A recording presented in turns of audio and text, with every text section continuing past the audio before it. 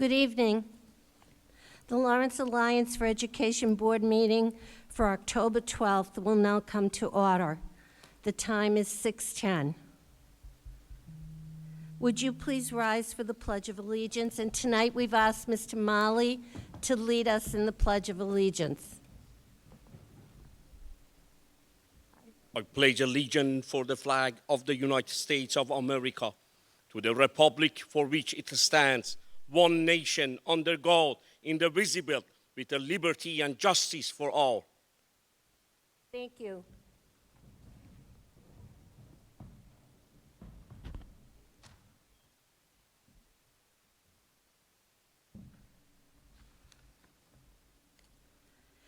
Before we begin with public comment, you probably have noticed a new face joining us this evening.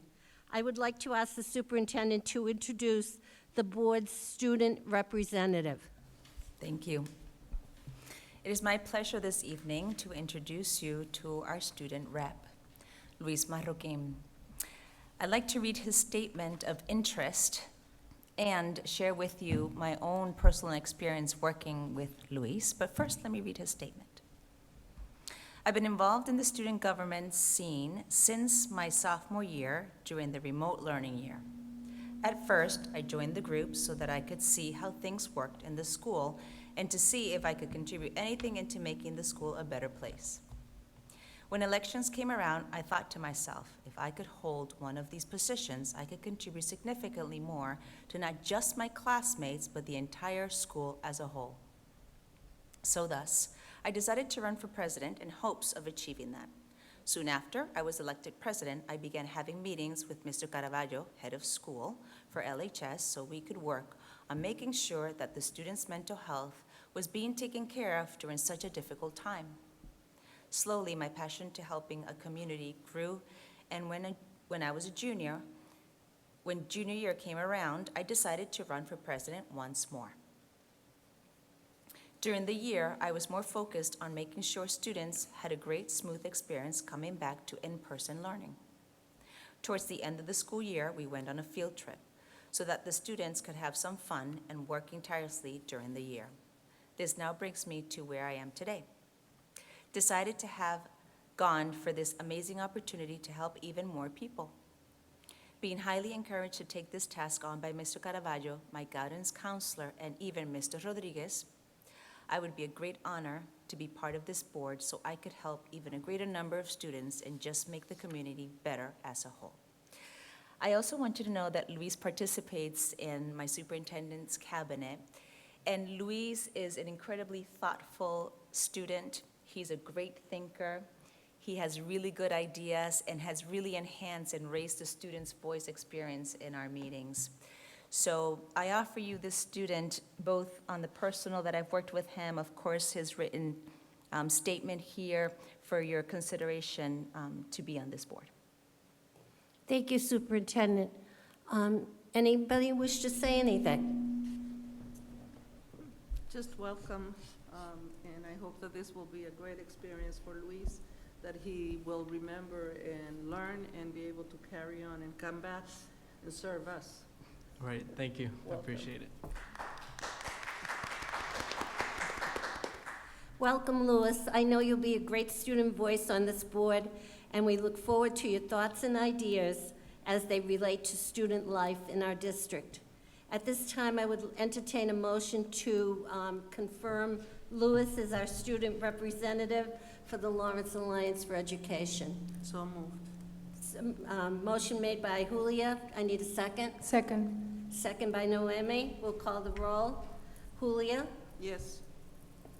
Noemi? Yes. Maria? Yes. And the chair votes yes. Welcome, Louis. Thank you. All right, we'll continue now with public comment. The board welcomes public comment at this time. We will call people in the order they signed up. Each person is permitted to speak for no more than 2 minutes. A bell will ring when you have 30 seconds remaining, and again at the end of 2 minutes.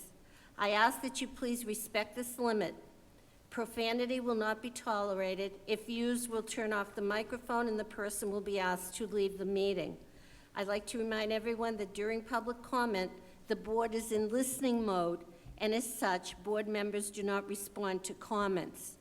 For those watching us on media, written public comments may be sent by email to info@lawrenceallianceforeducation.org no later than 2 o'clock the afternoon of our meeting. We'll begin public participation with Mr. Mali.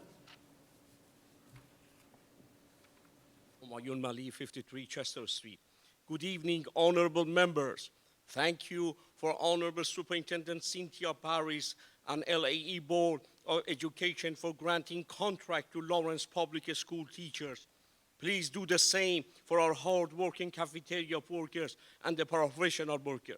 Lawrence Public School, with the impeccable leadership by Honorable Superintendent Cynthia Paris, one of the best superintendents in the history of Lawrence, moving forward. From first day of her arrival, Columbia gas crisis, Honorable Superintendent lead public education of our children, continued education through the worst global pandemic. Honorable Superintendent stood up with our children. That's why she earned the title of the best superintendent in the history of the Lawrence. The best policy of 100 days just listening to our public and to our children, to our school staff, has become the permanent success policy. Because of her leadership, community and parental improvement has improved.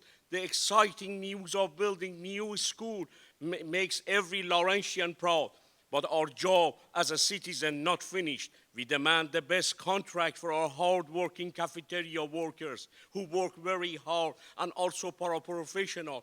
We demand their compensation for our public school paraprofessional employees. Lawrence Teachers Union must know forever we are thankful for your hard-working teachers for our public school. And in this year of the important election, we stand up to vote in support of Lawrence Public School cafeteria workers and paraprofessional workers. We, the citizens united in this important academic year, support our teachers and their union, our paraprofessional and cafeteria workers. Thank you. Our next speaker is Jonathan Guzman.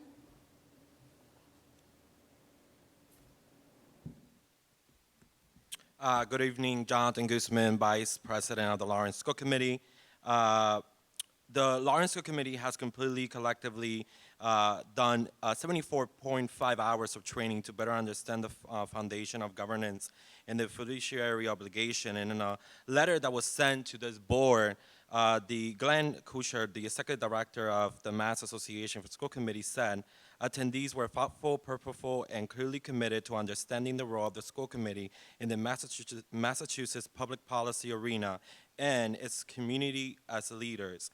And within this, our commitment to the people we represent is to be proactive elected committee that sees the opportunity for professional growth in order to maintain an objective of being an all-encompassing committee and that field, make sure that it's for the educational sector that we represent. With this exception of the chair, every member of the Lawrence Committee has completed at least 8 hours of training or more, and that is under Chapter 71. We are asking that we together can start our joint meetings, as this was a promise by this board, and in joint agreement with the commissioner. As soon as we completed training, we can start having these conversations of joint meeting. And I know that this was requested to be on the agenda today, and unfortunately it's not. Thank you. Thank you. The next item, we're going to turn the agenda over to the superintendent for her reports. Thank you. So tonight we have several important reports and updates for you.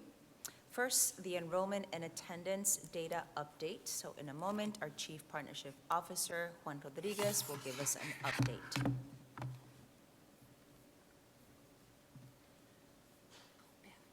Good evening, everyone.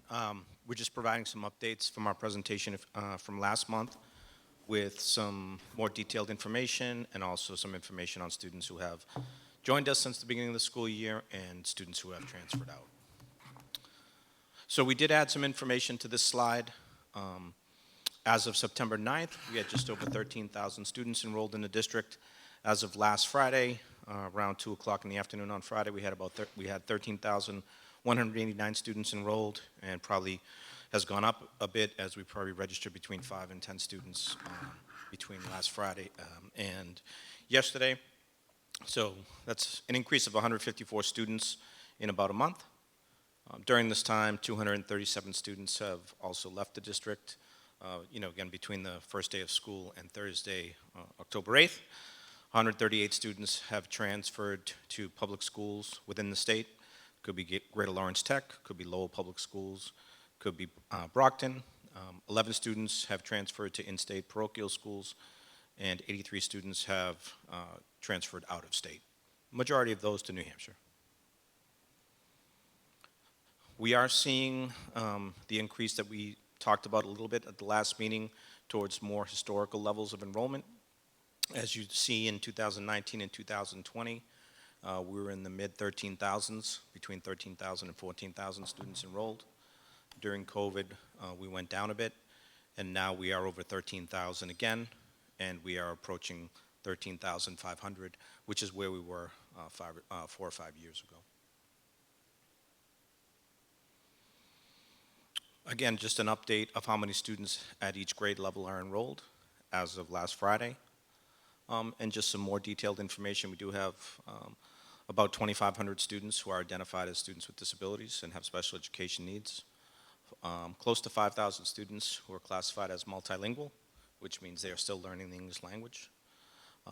More than 7,000 male students, a little bit more than 6,000 female students, and we have 10 students who identify as non-binary, excuse me. Some of our metrics as of September 9th, we're around 87% attendance. As of last Friday, for this school year, we are a little bit over 88% attendance. This is 6 weeks and 29 school days. At this point last year, which was also 6 weeks but a few less school days, we're also at about the exact same attendance percentage of 88.7. And as of last Friday, we were at 88.5 for year to date through this year. Thank you, Juan. Any questions?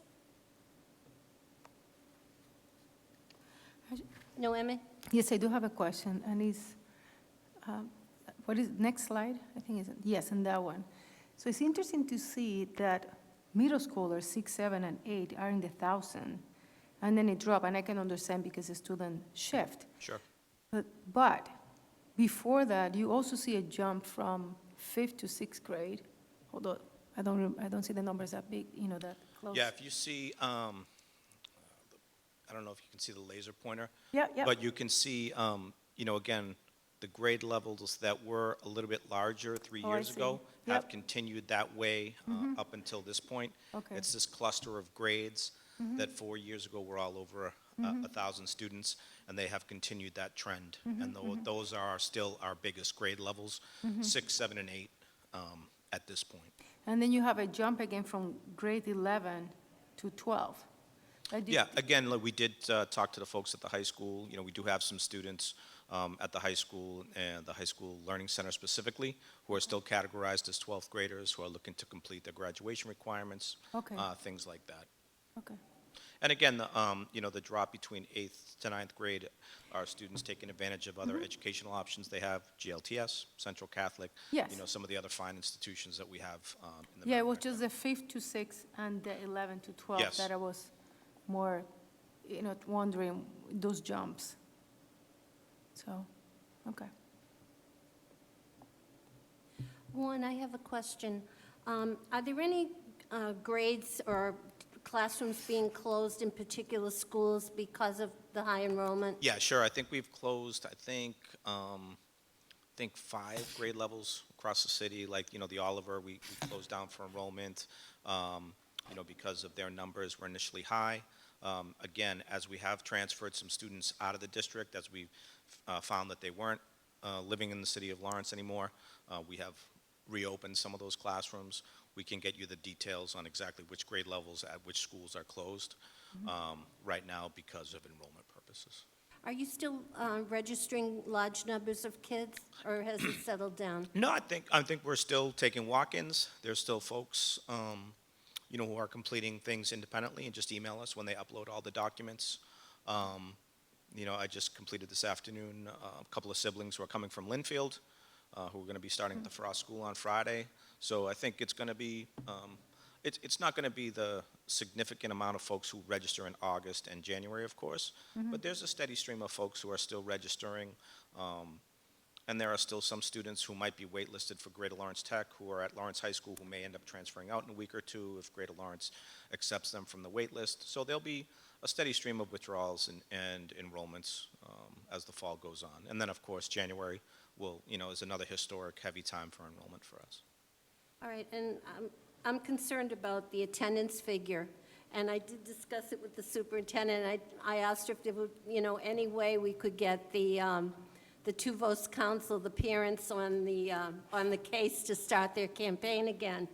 But for next month, is it too soon to identify how many chronically absent with 10 or more? No, I think, we can do that at any point. At any point in the year, we can identify who's been absent more than 10% of the time, right? So chronically absent after 50 days would be students who have already missed 5 days of school. The number of days at the end of the year is something, that the state and the federal government uses, but at any time we can send a list to any school of the number of students who have missed more than 10% of the school days. And that's what our attendance and residency folks work on with the school principals. The district did increase the number of attendance residency folks from 2 to 4 because the district does share the same concerns that you have about attendance. If kids are not in school, they're not learning.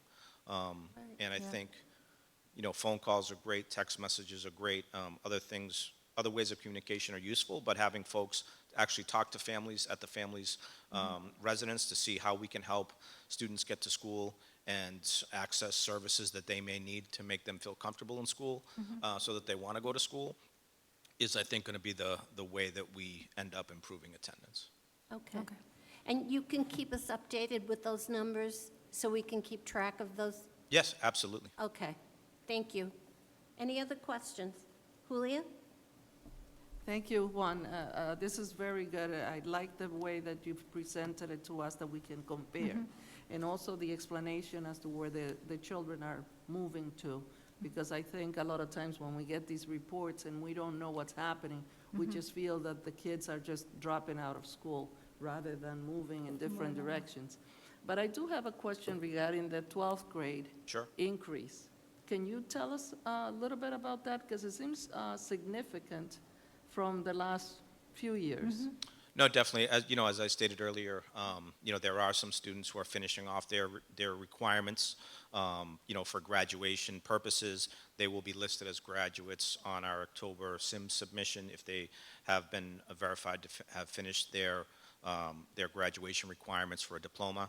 So that is, the main reason why the 12th grade seems a little bit larger than it has been in past years. And normally those students, where would you have them listed if they haven't completed their graduation requirements? Yeah, I think, again, this is kind of a unique year because the seniors this year are the students who were sophomores, when we did have to close down for COVID. And again, there are some students who, just need a little bit extra time to be able to finish an online course if they're taking an online course, or do some makeup work on a Saturday if they're in the Saturday program for credit recovery, things like that, so that we can list them as having completed all their graduation requirements. So that means that that means that while they're working, they're not considered to be enrolled? No, they're enrolled, which is what causes that number to be over 1,000. And for example, if they just need to finish one science course to complete their requirement of 3 units of science for graduation, they might be doing that in an online program through Edmentum or something, and they may have already completed all their other requirements, and they'll be listed as a 12th grader up until the point of them finishing what their high school graduation requirements are, and then we'll change them from a 0-1, which means that they're enrolled, to a 0-4, which means that they've graduated. And at that point, they will come off that number that you see up there. Thank you. Thank you, Juan. Superintendent? Thank you, Juan. Great. Next, we're going to have your summative data report, the MCAS data, and Kristen Sullivan will share that. Hello, everybody. Can you hear me? That tone okay? Okay, good. All right, I'm going to try to read this from here without my glasses. I didn't realize we had a 40-foot distance that I got to look at, so I'll do my best. So this is the 2022 accountability data for Lawrence Public Schools. And just to kind of recap and capture some of the important aspects of this, this is the first release of accountability information since 2019. And under the federal flexibility granted for 1 year, DESE reported less accountability data than usual compared to if you think back to 2019, but they have released a significant amount of accountability data. This year's information includes data on all of the accountability indicators and school percentiles, but it does not include targets for these indicators or measures of progress towards targets. And the 2022 data, MCAS data, will be considered as the new baseline moving forward. So with the significant interruption to schooling that the pandemic, kind of brought forward, the 22 MCAS data will be considered the new baseline as we continue our recovery from the learning interruptions. And target setting will resume in 2023. So our first slide is the overall school accountability percentile. So schools receive an accountability percentile, and it's a measure from 1 to 99, where schools are compared to similar schools, schools that serve the same grade levels. So you have your elementary schools, your middle schools, your high schools, and they're compared. They use all of the measures that we'll see as we go through this presentation, and they apply weighting and ranking, and they assign an accountability percentile. So on this slide, you see the 2019 school accountability percentiles with the 2022 school percentiles.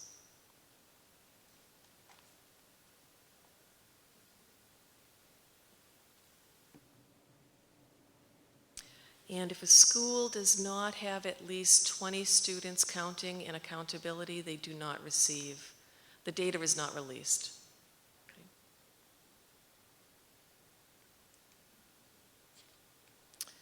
Just to review a little bit before we go into the MCAS data, 2019 was the last full test administration that we had. In 2022, we went out in March with COVID and no tests were administered. In 2020, In 2021, half of a test was administered to grades 3 through 8, and some took it at home and some took it in school. And for grade 10, the full test was administered in person only, which resulted in low test participation. So about half the kids that would typically take the test took the test. So now we're here at 2022. It was a full test administration with high test participation rates and a full test. So when we think about MCAS, we're going to go back to 2019 as our comparison year. So first we have our English Language Arts MCAS results, 2019 to 2022. Wow. At the top you have grades 3 through 8 for the state and for LPS. And what I'm capturing here is the change that happened. So in 2019 for Lawrence Public Schools grades 3 through 8 ELA, 30% of our students met or exceeded expectations. In 2021, it dropped to 18%. And in 2022, it dropped again to 17%. So that net change is a negative 13. For grades 10, we went from 30 to 28 to 23, with the net change being negative 7. So when we look at ELA, we're not in recovery mode yet. We've continued to drop, although the decline in 3 through 8 decreased significantly or slowed down. So hopefully next year we'll see recovery kicking in. When we take a look at the math results, we start to see some recovery. So for LPS grades 3 through 8 math, we had a drop of 21 points from 2019 to 2021, but you'll see we had an increase of 6 points from 2021 to 2022. So we are calling that the beginning of recovery, as the state did. This is how they presented the data also. So yes, there's a net decrease of negative 15, but we're starting to see the turn. As far as high school math, we're still in a decline. Although again, it slowed significantly from a negative 11 to a negative 1. In science, we're seeing evidence of recovery also. So we went from 2019 to 2021 and realized a drop of negative 9 points of percent of students meeting or exceeding expectations to an increase of 2%. So we're seeing some recovery in elementary science. And when it comes to grade 10 science, we really can't compare. This goes back to, if you can think back to 2019, that transition from legacy MCAS to next generation MCAS. This was the first year for next generation science MCAS at the high school level. And you really can't compare legacy and next gen scores. They're a different test, and the next gen bar is much higher than the legacy bar.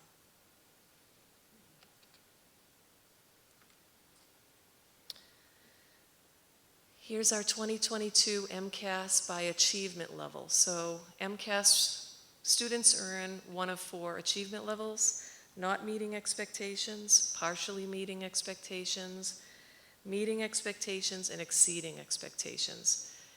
And here's the breakdown by grade level: 3, 4, 5, 6, 7, 8, and grade 10 at the end. So the majority of our students are in the partially meeting category at all grades except for grade 6.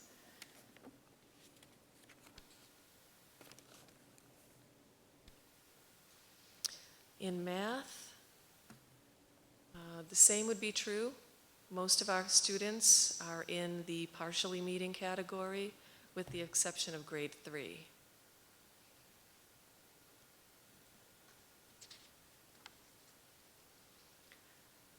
And for science, the majority of our students are in the partially meeting category. Now I need my glasses, hold on. Yep, that's accurate. So now we can take a look at ELA MCAS achievement by school, comparing 2019 to 2022.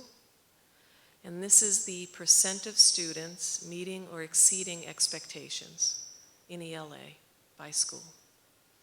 And the first 2 bars show the district grades 3 through 8 as an aggregate, and then the district grade 10 for comparison.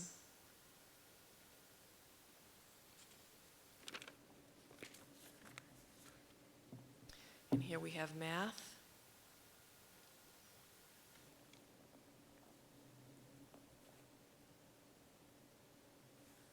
And science. There are some schools on the science slide that would be elementary schools and don't test science. So science MCAS is grades 5 and 8 and 10, 9 and 10.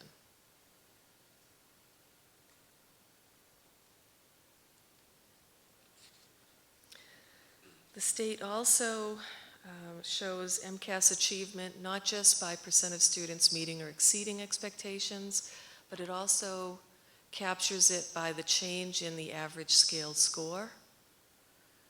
So this slide captures the average scaled scores in ELA, math, and science by grade for 2019, comparing it to 2022, and we calculated a column that shows the difference.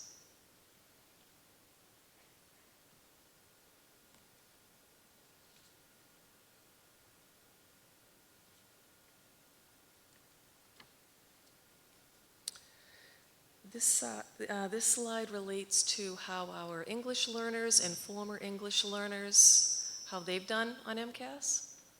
So if we look in the gray all the way to the left, we see ELA grades 3 through 8, math grades 3 through 8, science grades 5 and 8, and then we see the high school ELA, math, and science. And then the first 3 blue columns show our English language learner and former English language learner performance by average scaled score comparing 2019 to 2022 with a change column. And for comparison, we put in the state data. So you can see how our English learners performed or were impacted compared to how the state was impacted from 2019 to 2022.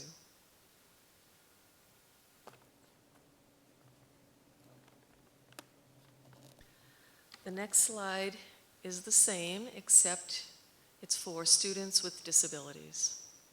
So again, Lawrence compared to the state for all the subjects, 2019 to 2022.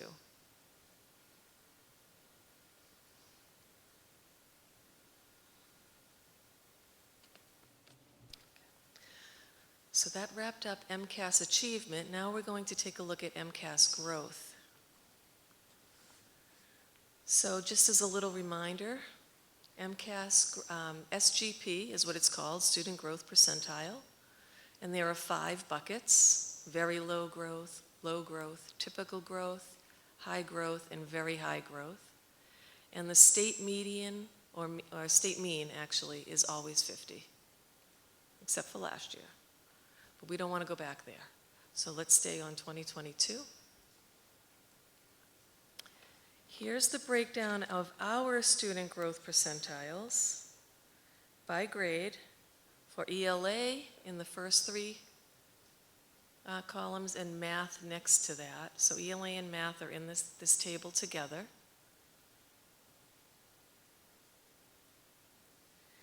And I gave you the 2022 average SGPs for all students, English learners and former English learners, and students with disabilities. So whenever you see an SGP within the 40 to 59 range, that's the typical range. That's what's expected. That's what typically happens across the state. And you'll see that the majority of our average SGPs are falling in that range. There are a few that are a little lower. And all of the SGPs that are highlighted in green are SGPs that are meeting that state mean of 50 or better. So this is a very positive slide with a lot of positive data on it, that growth is coming back typical or better.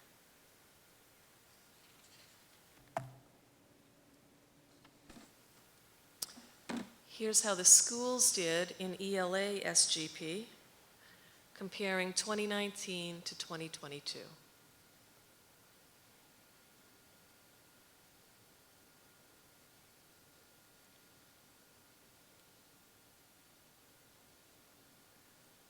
And for math.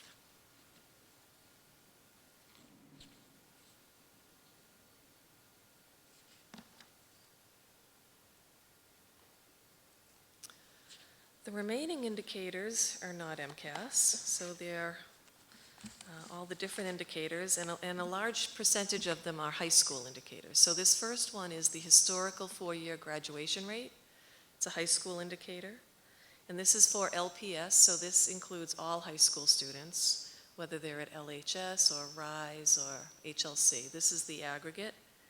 And it went up to 78.5 in 2021. And this data is lagged by a year. We don't have the 22 data yet because it'll come in with the October SIMS. But it's up. The next indicator is the extended engagement rate. And again, that is up. And this one goes back to what you were asking Juan about grade 12.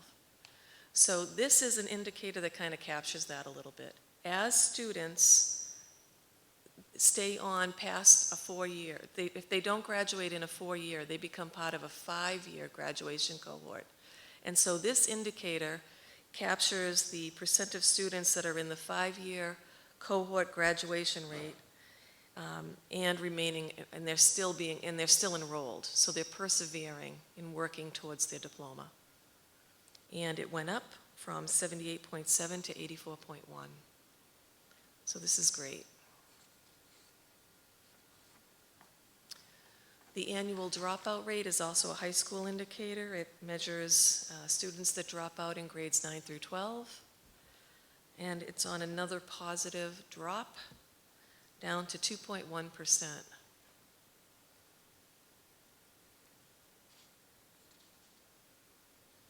Again, more students are persevering. As opposed to dropping out before finishing, they're persevering. And the next indicator is advanced coursework, again, a high school indicator. This is the percent of students in grades 11 and 12 that have taken at least one advanced course and passed it. And the state decides what they consider advanced courses, but it includes AP and dual enrollment and other courses such as that. So we had a little bit of a drop to 74% at the district level.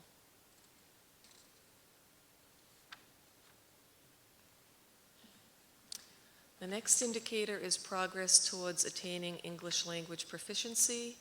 This measure captures students in grades 1 through 12. And after a drop last year, we're back up. So we're seeing some recovery in that. We're up to 32. And here it is broken out by non-high school and high school. So non-high school would be 1 to 8, and the high school would be 9 to 12. And you can see that both of them are showing recovery.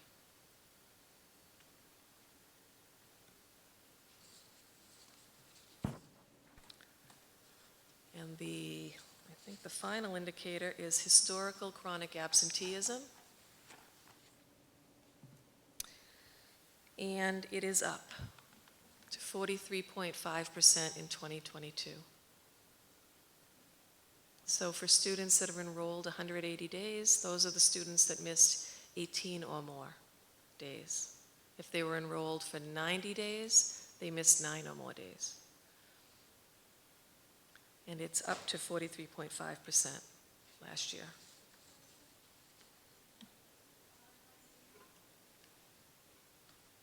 To clarify, you're saying that 43.5% of students, almost half of students, have been chronically absent? Last year, yes. Last year, okay. Any other questions?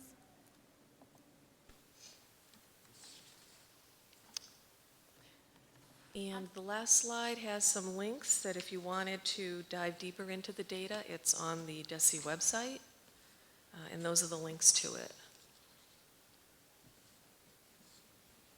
Kristen, I have some questions. Sure.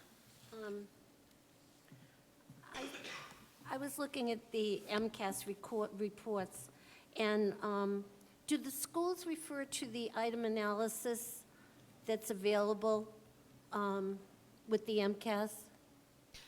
Oh, definitely. We get calls for that all the time. And in fact, with MCAS, the state has worked really hard to get results out earlier. And so in July, we had preliminary item analysis results out to schools. We didn't have student scale scores, but we had item analysis results. All right, and how do those item analyses compare to like ANET or the MAP when those results are analyzed? So the MAP data, well, I can't say how they compare to each other. Do they measure the same standards? Yes.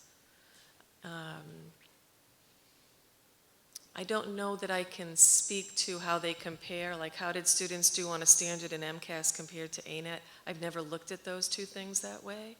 No, I was just wondering, like, let's say on the MCAS item analysis, we find that a certain pocket or even a school is weak in, let's say, main idea.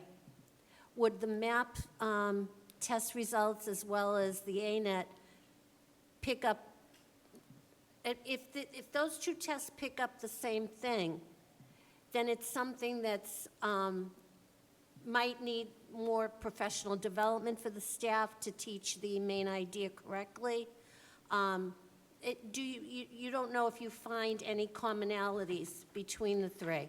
Well, I think we definitely see commonalities between ANET and MCAS because they're both on grade level measures. NWEA is a little bit different. It's an adaptive test. It adapts to how the students respond. And so a student could be at levels higher than their grade level. They could also be at levels lower than their grade level. Okay. But yes, it would definitely indicate if they're lower than their grade level that there's an issue in that area. All right, now are all schools using the ANET and the MAP testing? All schools are using MAP testing, not ANET. All right, and the data-wise training, has each school have someone that's been trained in data-wise? Almost all schools. We have 3 schools that have not started participating in DataWise yet. Okay. But all the others have multiple teams, multiple team members, continuing to train people as new people come on board. When the intervention groups are established, are they using this type of data to establish those groups? For instruction? Yes. I believe so. Yes, they would be using some of this and probably some of the NWEA and the DIBELS data as well. Okay. I think I was just going to come and kind of help, but she handled that one perfectly. I think they're using all of those pieces of data. DIBELS, MAP, they may use MCAS, but that eventually the other measures are what they're going to be looking at as the MAP data gets further away. They also use exit slips or other things, school data from class or tests. All right, I'm trying to wrap my head. I've been thinking about this, the item analysis and the information that we get from it. And I was just wondering how each school, they must handle it a little differently. And I was thinking about what we did with the SPED program, dividing the district into four cohorts and having one person in each cohort be responsible for a pocket of schools.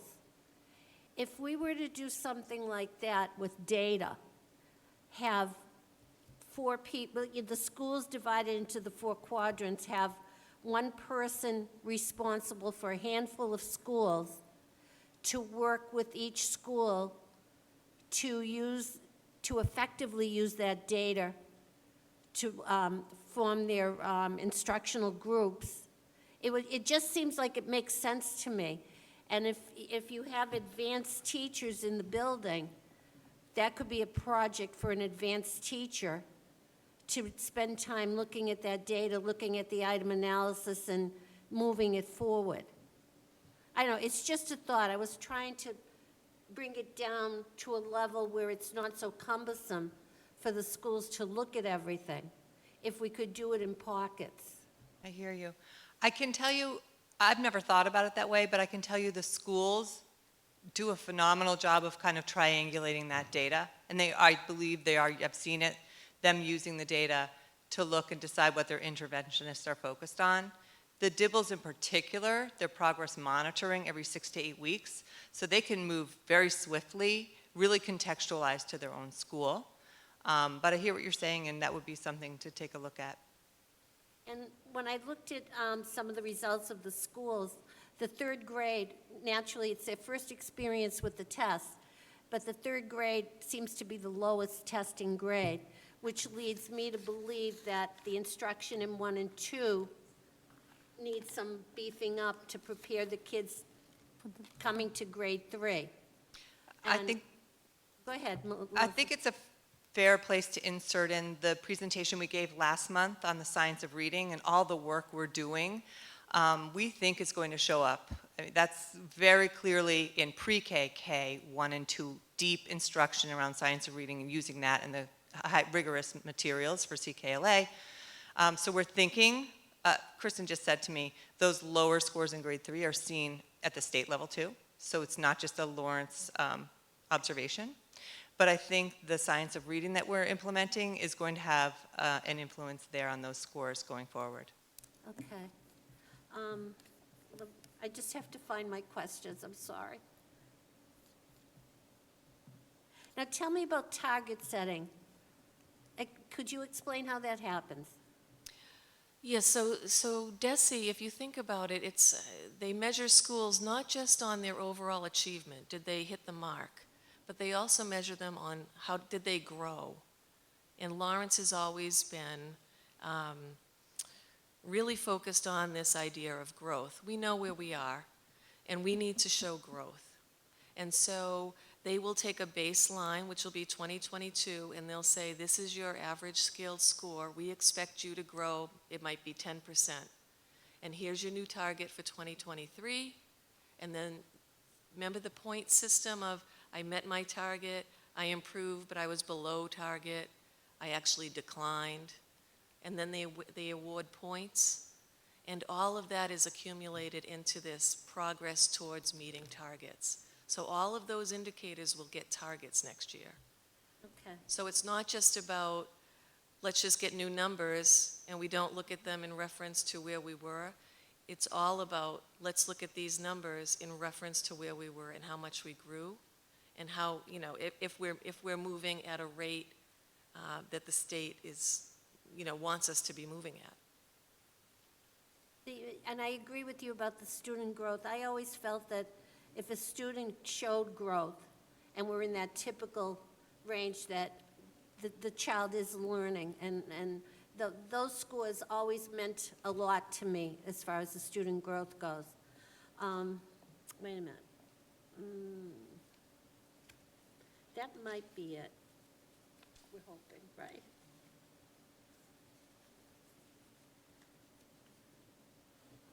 Oh, you know what? The chart, the achievement levels, page 8. Okay? If it's possible, Kristen, could you add another column with the comparison for the state? Sure. Can I get that to you? Yeah, I put the numbers in, but I think it would be a good visual to see also. Okay.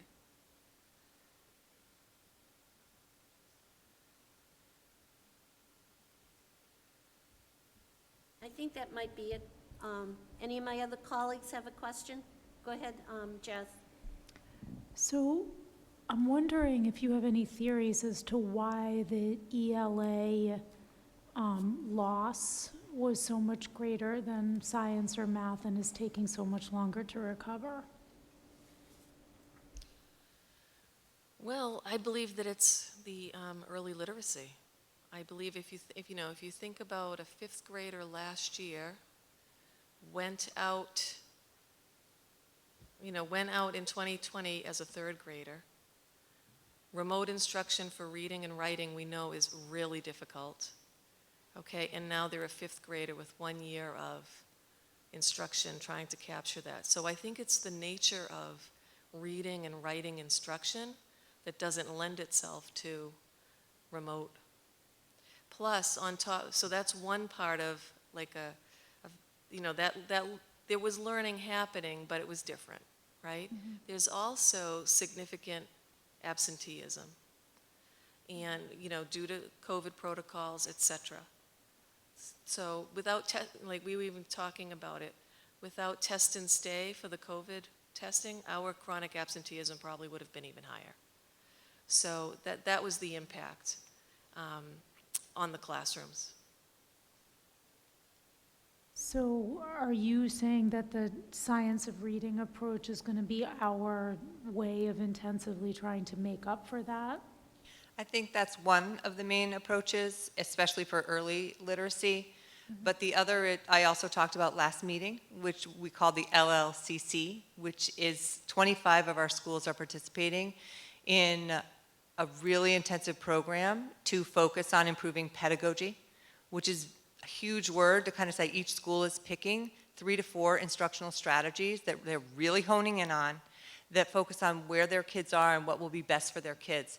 So that, while it'll affect literacy, I think it will have effects in science as well as math, because it's getting an entire teacher base, not just, let's say you're at the LAE, where you have 1, 2, 3, 4, 5. It's all of those grades having cohesion with those instructional strategies across the whole school.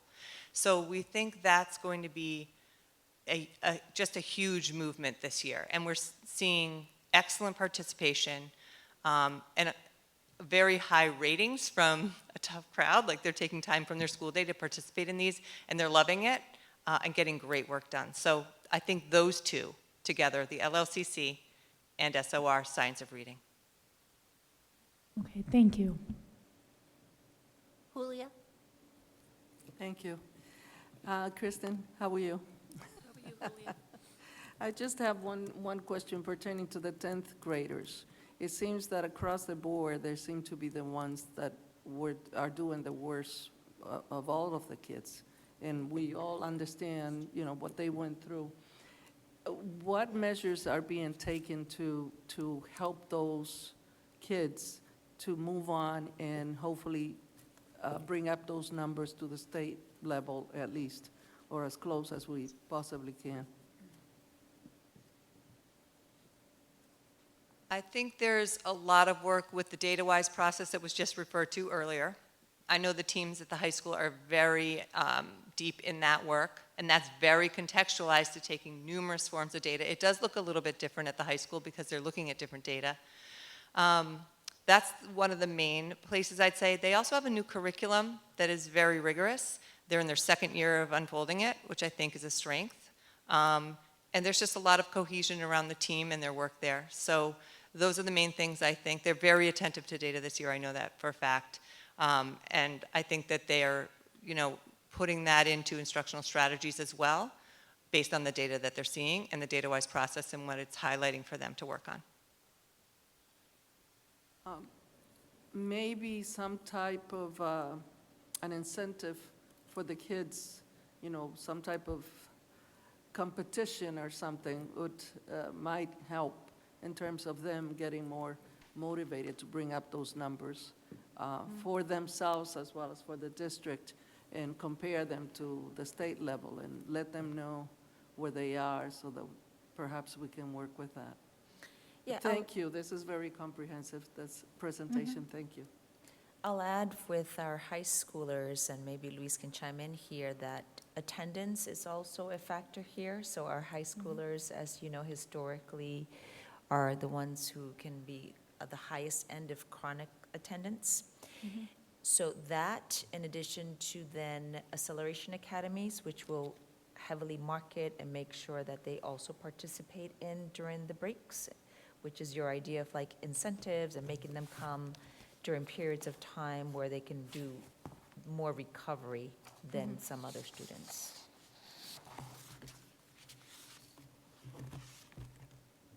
Any more questions?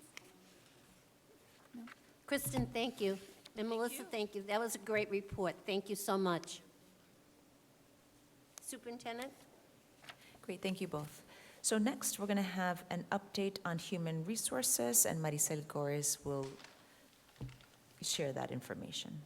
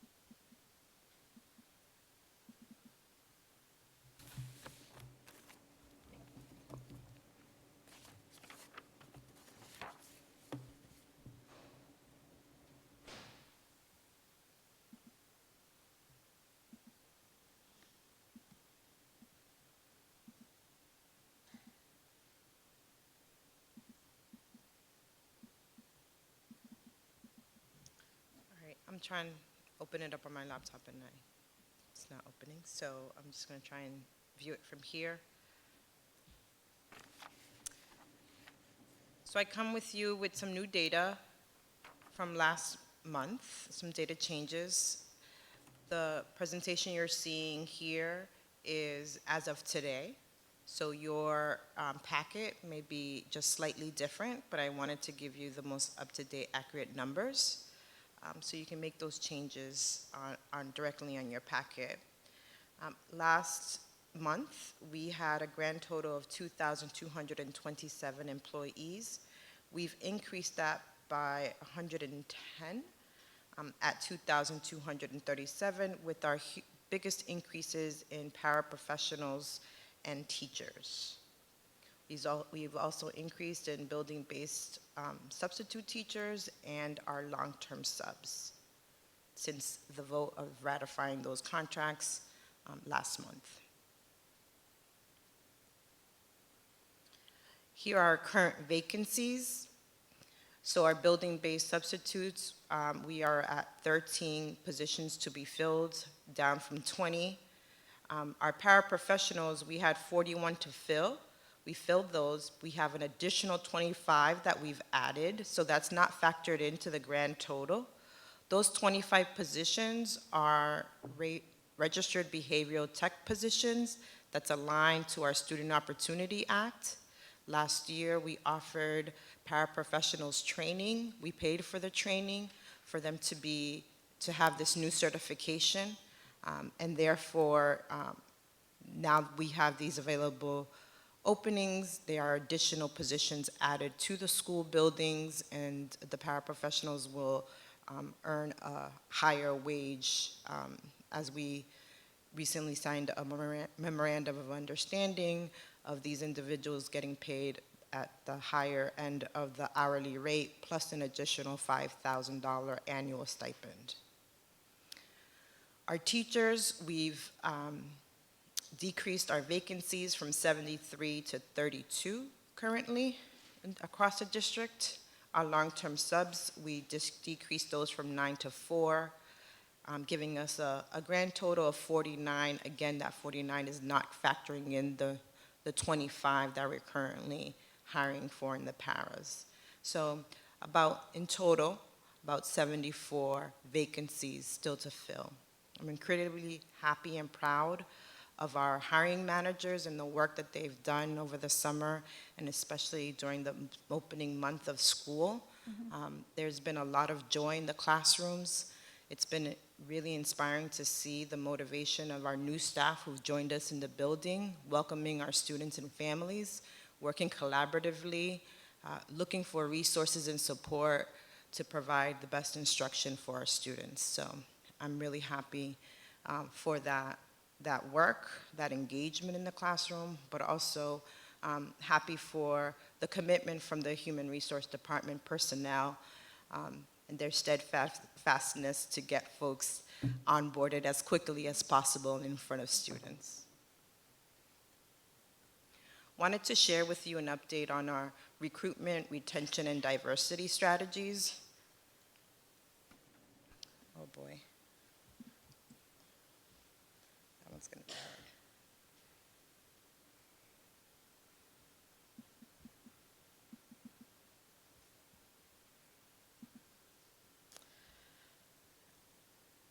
Yeah, I can't read that, I'm sorry. You can read I the, appreciate that.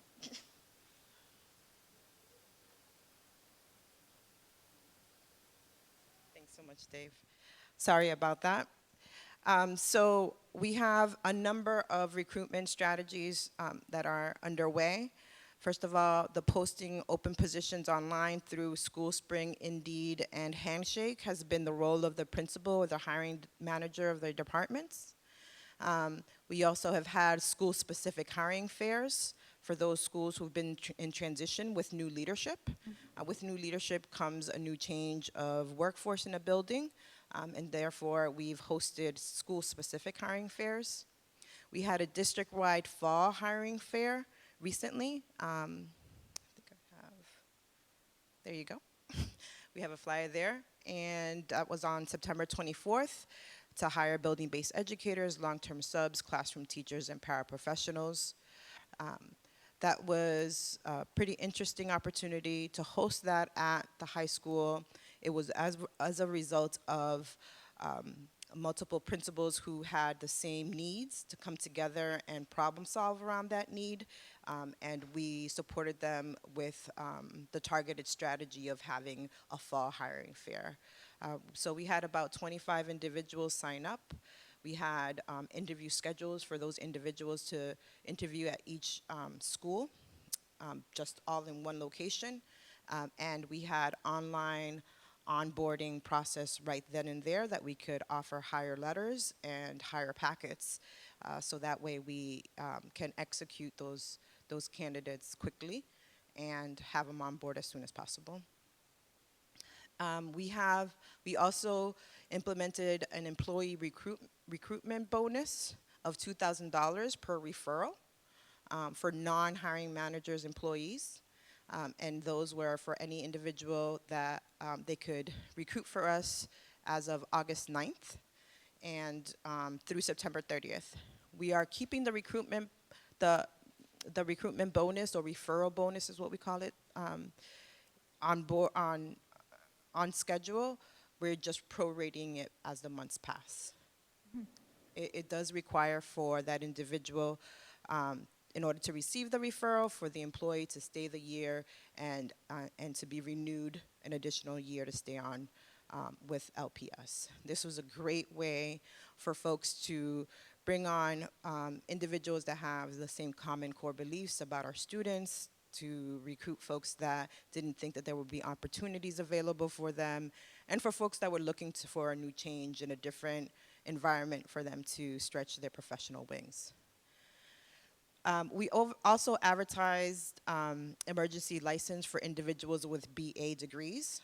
That was a very important recruitment strategy because that allowed for our paraprofessionals who work with us, who have BA degrees and experience working in our schools with our students and families and teachers, to take on these open positions. So we were very excited about that.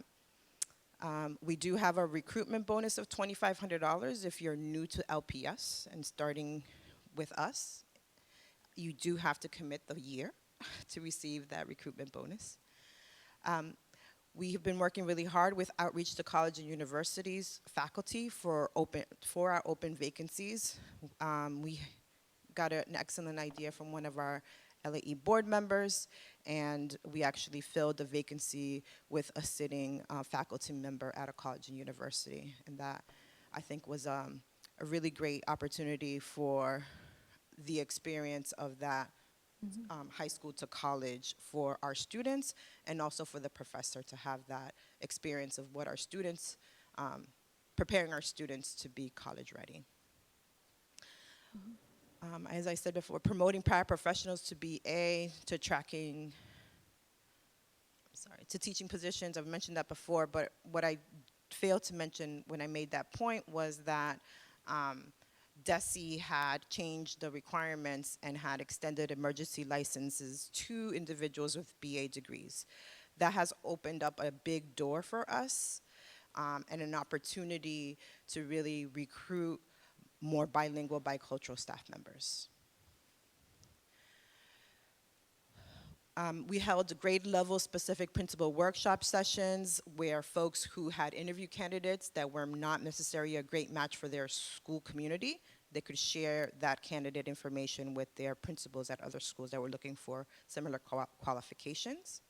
And lastly, we are taking full advantage of waivers for retired teachers to return back to the classroom. So we have about 10 teachers that recently retired and returned back to the classroom to support our efforts. And so that was really great to see and a great opportunity to offer them.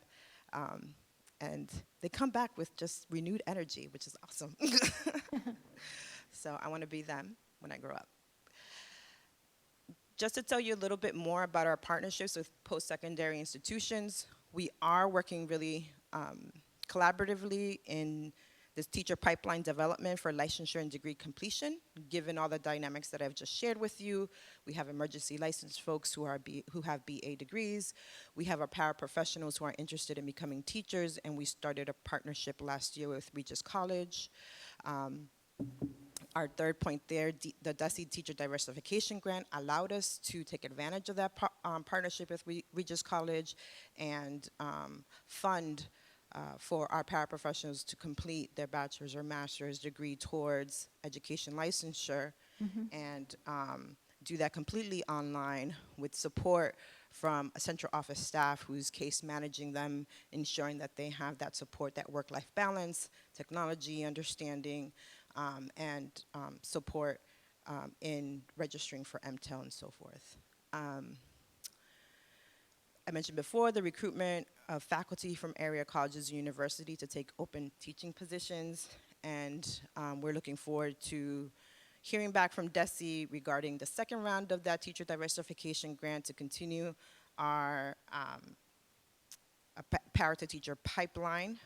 We have, of course, our partnership with LCW that's supporting our parent-to-para pipeline that also offers MTEL bootcamp for our paraprofessionals, including ESL support for our individuals who have a bachelor's degree, maybe teaching as a paraprofessional and need a little bit more support to pass the MTEL in communication literacy. It's been quite successful partnership. It has really supported our teachers, our paraprofessionals to stay on track with that and stay committed given the challenges, but with the support of staff members at LCW, with LFWI, at our partnership office, and with our assistant principal on assignment who's kind of serving as a liaison and case manager for those individuals, and navigating that balance has been a good way for us to ensure that people are well supported to be successful. Lastly, we're looking to host some hiring fairs this December for our upcoming graduates of bachelor programs and master in ed programs from area colleges and universities, and principals are really looking forward to that, to be recruiting from folks for those last remaining teacher vacancies. Wanted to give you an overview of our diversity in hiring over the last few years, and I just wanted to share that I wanted to share this information given our goal to recruit bilingual, bicultural candidates into positions in the school district. I wanted to preface that our data is based on self-identifying information. So if a person doesn't self-identify, I can't necessarily assume, so I just want to preface that. So if you see here, our administrators, our administrators have grown from 0% in 2018, 2019 to 25% in 2020, and now today at 22% in 2022. Our building-based Marisol, I'm sorry to interrupt, but can you just clarify, is that percentage the overall percentage of like the total body of people, or is that the percentage of the new people who've been hired who fall into that category? Yes, that is the Okay. percentage of the people that were hired. So this table right here is specifically of those that we recruited, those that were hired, what percentage of those that were hired identified as Latinx or Hispanic. So you see there's definitely an increase, and we're hoping to stay at or above that 25%. Currently, it's 22% for administrators. Currently, it's 67% for building-based educators. Long-term subs at 31%. Paraprofessionals at 84%. There's a significant jump over the years. There seems 2019 and 2022 over 80%. Principals, we did have an increase of those percentage at higher, 50%, 33%, 75%. We didn't have new hires for principals in 22, so therefore it's at 0. And then the teachers. I'm really happy about the trajectory of this number, and I feel that this number is going to just increase with these new opportunities of emergency license for folks with a BA and our future partnerships with area colleges and universities to support teachers to be credentialed. So we started at 11% in 2018 of those hired to now 21%. So the message is going loud and clear among our principals and our teacher leadership teams who are on these hiring committees about the importance of ensuring that our staff is as diverse as our community. These are the numbers of our current staff. So this is overall current staff, not just those that we've hired. So of our current staff, 943 self-identify as Latinx or Hispanic, and that's about 40% of our staff members. So you see here the percentage. We have the highest in our paraprofessionals at 79%, followed by our building-based educators at 67%, and our non-union personnel at 63%. Keep in mind, our non-union personnel are folks like myself who are in central administration. So we see that diversity in our district leadership team membership. And then in our principals, we've increased that quite a bit to 29%. We would like to see an increase in our administrators, long-term subs, and teachers who are currently under 30%. We think 30% is a goal that is reachable, and we'd like to target that and continue moving in that direction. Question? Julia? No, thank you, Marisol. I'm really happy with those percentages that you're presenting to us. This has been one of the toughest things that we have faced during our service on the LAE board, the fact that we wanted to see those numbers increased. And I'm very happy to see that you guys, the superintendent, have done a tremendous job in fulfilling that for us. Thank you. Absolutely. I was going to say that I agree. Maria? I just have one observation. I'm looking. Pat, Oh, no, sorry. Do you want to? No, you go ahead. Okay. You go. You want the last word? Okay. I also think this is great progress, and I'm really glad to see it. And it's really good to have this data and be able to hold ourselves accountable to this, and I want to see that percentage keep going up and up. My one question is, I feel like we're getting better at this, but maybe you could just outline it and walk it through, because in some of the recent correspondence we've had from paraprofessionals to the whole board, it seems that there are still a lot of paraprofessionals who are not necessarily aware of the different pathways for advancement for them, for those who are interested in becoming teachers or, even administrators someday. So I wonder if you could just walk us through, how does the district make the current crop of paraprofessionals, or the current cohort of paraprofessionals, aware of what their how they proceed along the path, right? Like if I'm a para and I think, well, I'd like to be a teacher one day, I feel a vocation for it, but I'm not sure what to do, like how to get from A to B. How does the district like walk people through that, I guess? So this is the second year that we're doing some targeted efforts with our paraprofessionals. The first year was our learning year through the DESE Diversification Grant.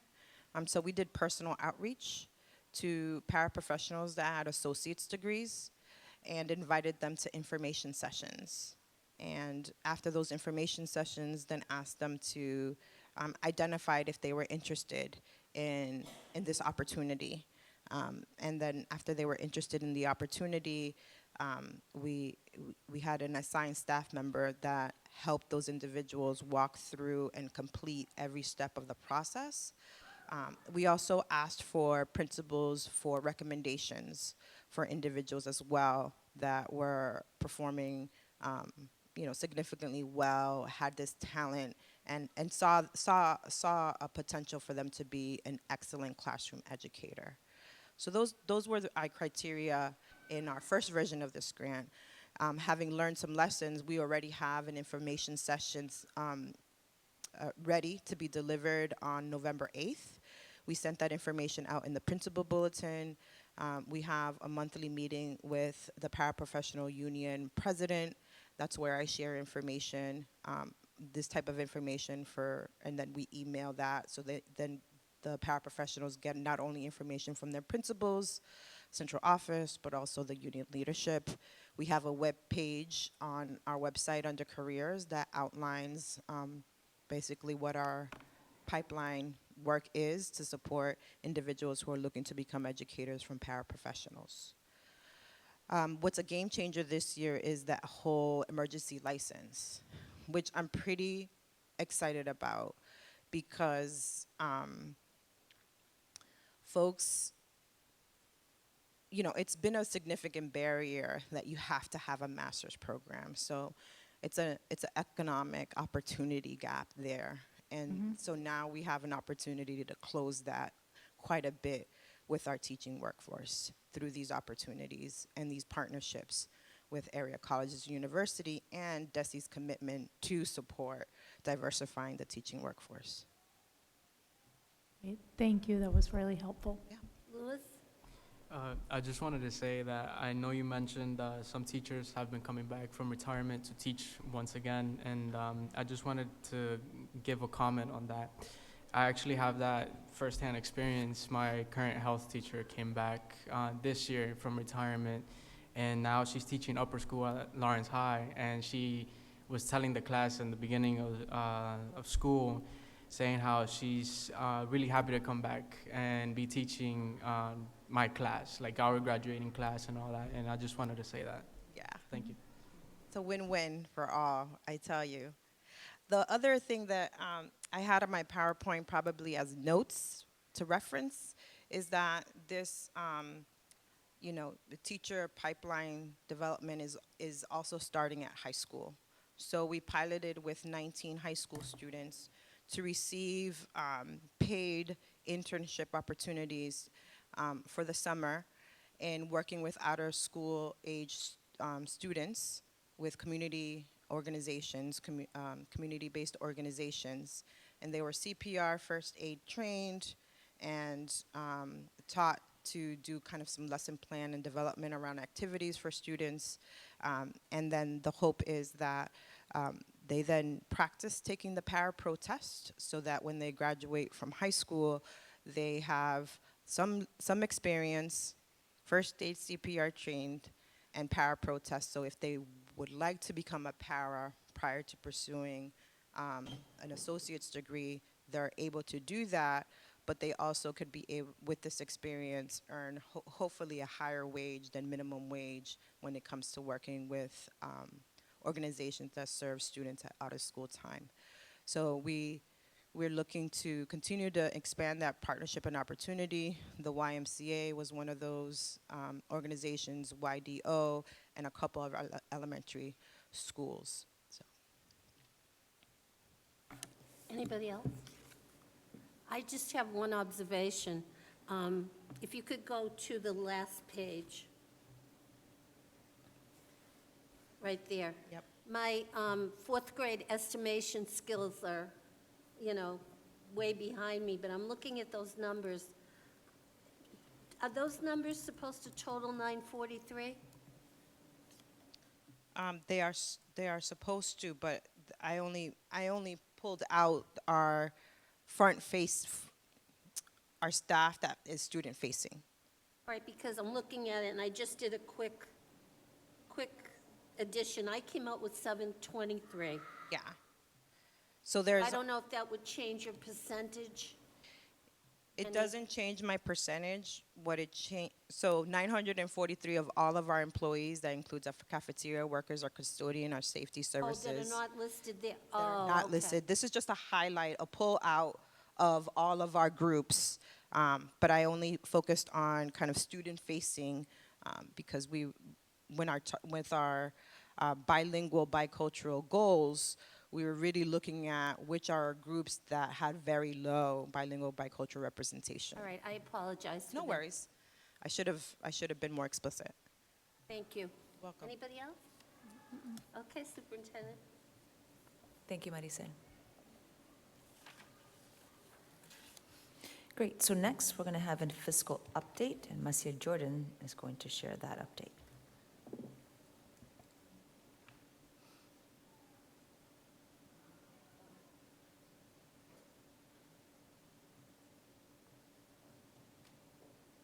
Hi, everyone. Hi, everyone. So I provided a memo that detailed how our financial picture is looking for the first quarter of this fiscal year. We're essentially right on track for how much we have spent. We're just 1% shy of being right at spending 1/3 of our budget, considering we've gone through the first quarter. So unless you have any specific questions, there's nothing out of the ordinary so far for this time of the year. We've spent 32.2%, we've encumbered 32.2% of our budget, and we have encumbered salaries at this point. Due to the number of vacancies that we have, we typically re-encumber a couple times through the year, just so we can recalibrate the number you have in front of you as the available budget. And then just as a reminder also, any stipends are not encumbered, and emergency hires are not encumbered, as well as any potential overtime, obviously, is also not encumbered as well, which would factor into the amount of money you see available there. So I don't know if you have any additional questions for me. Any questions? No. I'm all set, too. Thank you. Oh, sure. That was easy, right, Marcia?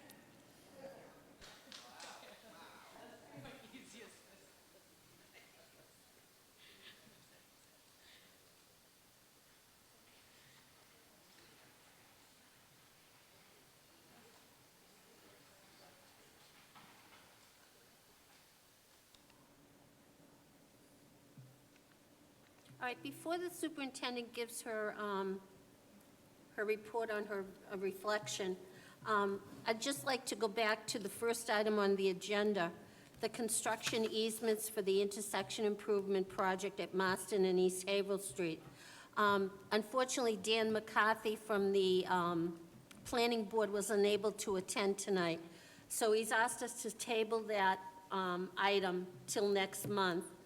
And I'll entertain a motion to table that item to our November meeting. Second. Okay. Julia, did you? So moved. Okay, thank you. Maria, second. All right, we'll take a roll. Maria, you did. I'll second. That's okay, you could jump the gun a little bit. Jess? Yes. Julia? Yes. Noemi? Yes. Maria? Yes. And the chair votes yes. Thank you.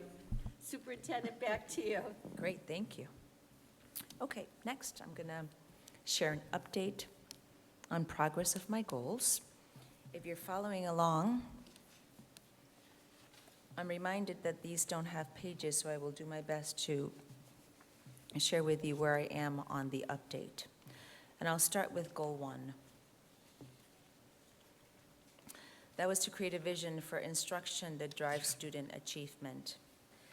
The update here was a comprehensive one that Melissa Spash offered you last month. In your documents, you'll note that we've linked the documents that are most current, including the different professional development opportunities that teachers and administrators have had. I've had the opportunity to visit and also attend some of those, and as Melissa mentioned earlier, they are well-received, extremely well-planned, and in all the meetings that I've attended, what is happening is that the instructional vision has gotten clearer and clearer for all of the schools.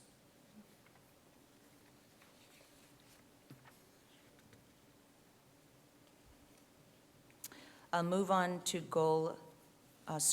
under goal number 1, part of that was also an update that was offered by Chris Heath under the ESSER funding that supports some of the professional development and supports that teachers are receiving and administrators in order to create this instructional vision. Equally under goal 1 was Portrait of the Graduate. This also ties into the efforts that we have invested towards improving all outcomes at the high school. Portrait of the Graduate continues to be the driver of what students will be experiencing throughout their time here as a student. And linked in your documents is a video of the culminating celebration that happened back in June. We invite you to view that video. I think it was the highlight of the school year. Of course, the graduation is one of them, but this was an incredible celebration that culminated last June, and so we invite you, when you have a moment, to look at that video. I'm moving on to goal number 2, which is to deepen efforts to recruit and retain culture-responsive and highly effective teaching and professional staff.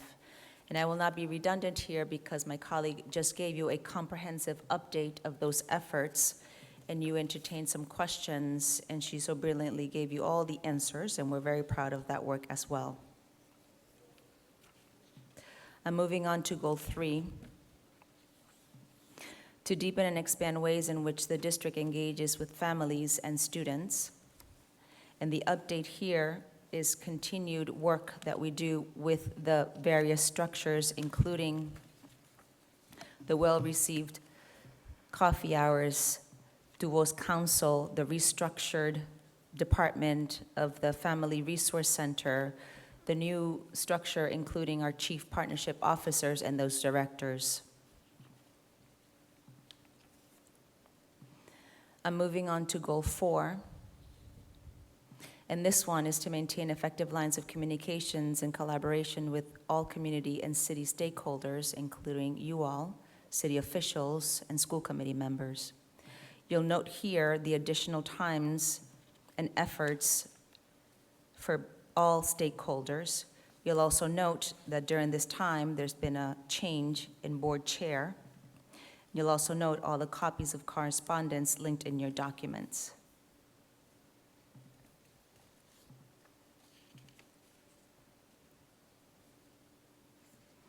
And with that, I've updated all of my goals and feel extremely proud that with the support of the leadership team, we have made incredible progress, if not accomplished all of the goals that we set out for the year.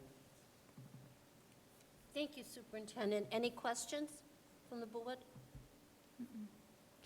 All right, ladies, what I'm going to do is I'll be emailing you the template to complete the superintendent's evaluation.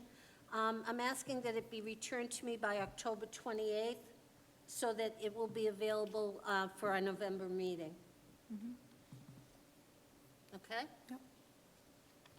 All right, and the last item on the agenda, oh, I'm sorry. I can't commit to that. LCW's having their gala at the end of this month of year. All right, we'll have a conversation afterwards. Okay.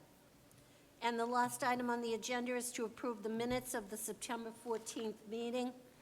May I have a motion to approve those minutes? So moved. Thank you, Julia. Second. Thank you, Jess. We'll call the roll. Jess? Yes. Julia? Yes. Noemi? Yes. Maria? Yes. And the chair votes yes. Motion passes. Our executive session is canceled for this evening. And at this time, unless there's any other comments anybody would like to make? Julia? Yes, thank you, Madam Chair. I just want to congratulate Cynthia for providing us with that summary of everything that has been accomplished. And I know that she has put a lot of work into this, and we have gone through some tough times as a board and as a superintendent and the staff that has worked with her during these years.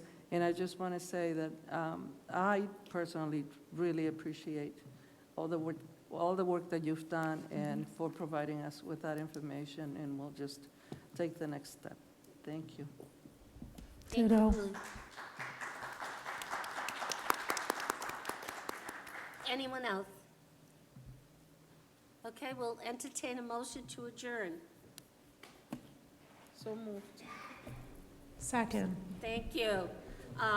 Jess, we'll call the roll. Yes. Julia? Yes. Naomi? Yes. Maria? Yes. And the chair votes yes. The meeting is now adjourned. Thank you all.